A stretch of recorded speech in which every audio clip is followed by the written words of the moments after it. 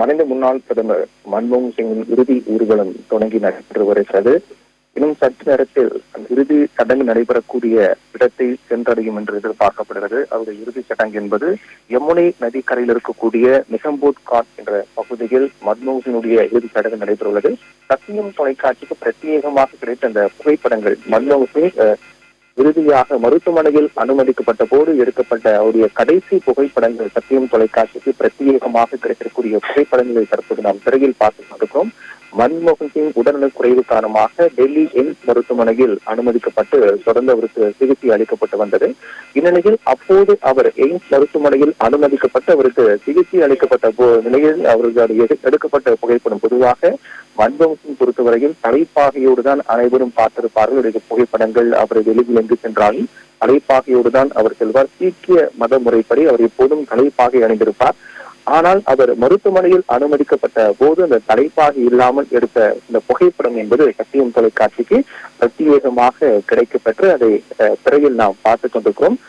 ஒரு புகைப்படம் மருத்துவமனையில் அவர் படுக்கையில் இருக்கக்கூடிய புகைப்படம், தலைப்பாகை இல்லாமல் மன்மோகன் சிங் சிகிச்சை பெற்று வந்த நிலையில் அப்போது எடுக்கப்பட்ட புகைப்படம். அதைத் தொடர்ந்து அவர் சக்கர நாற்காலியில் தள்ளி வரக்கூடிய நிலையில் எடுக்கப்பட்ட புகைப்படம் என 2 புகைப்படங்கள் பிரத்யேகமாக நமக்கு கிடைத்திருக்கக்கூடிய நிலையில் அதை திரையில் நாம் பார்த்து வருகின்றோம்.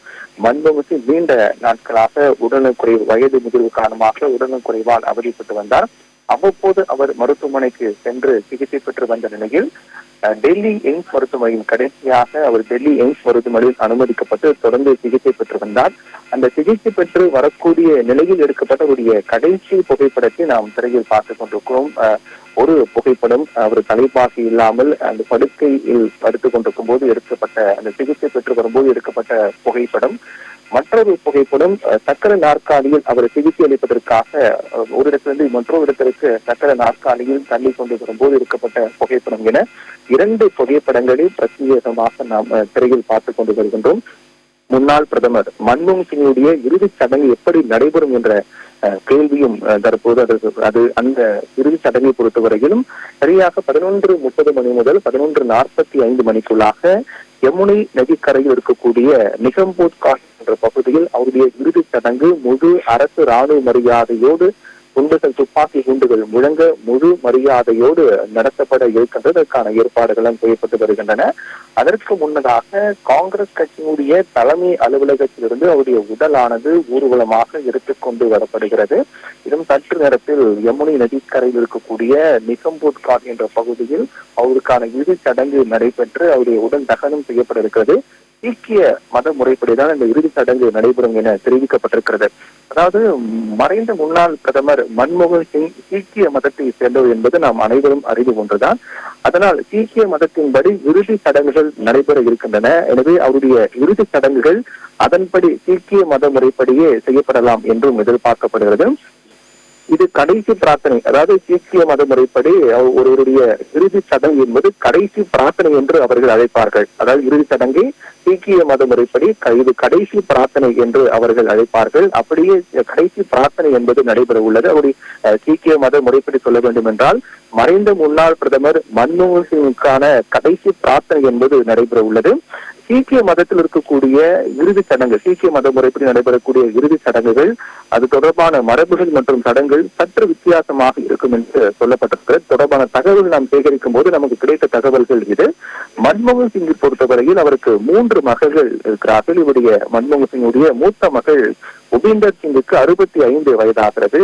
அவருடைய 2 மகள்கள், 2வது மகள் தமன் சிங்குக்கு 61 வயதும், அதற்கு பிறகு அடுத்த 3வது மகள் அம்ரித் சிங்கிற்கு 58 வயதும் ஆகிறது. இப்படியாக 3 மகள்கள் மன்மோகன் சிங்கிற்கு உள்ளார்கள். சீக்கிய மதத்தில் மரணத்திற்கு பிறகு இறுதி சடங்குகள் அதிக எளிமையாக மற்றும் பயபக்தியோடு செய்யப்படுவது அவர்களுடைய வழக்கமாக இருக்கிறது. இறுதி சடங்கை பொறுத்தவரையில் மிக எளிமையாகவும் ஆனால் அதே சமயத்தில் பயபக்தியோடு செய்யப்படக்கூடிய நடைமுறையை அவர்கள் பின்பற்றுகிறார்கள். சீக்கிய மதத்தில் ஆண்கள் மட்டுமே சடங்கு செய்ய வேண்டும் என்ற கட்டாயம் இல்லை என்றும் கூறப்படுகிறது.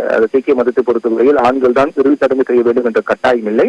மகன், மகள், மனைவி, சகோதரன், சகோதரி அல்லது பிற நெருங்கிய உறவினர் என குடும்பத்தில் உள்ள எவரும் இறுதி சடங்கை செய்யலாம் என்ற முறையை அவர்கள் பின்பற்றி வருவதாக அவருடைய இறுதி சடங்கு முறை என்று பார்க்கப்படுகிறது.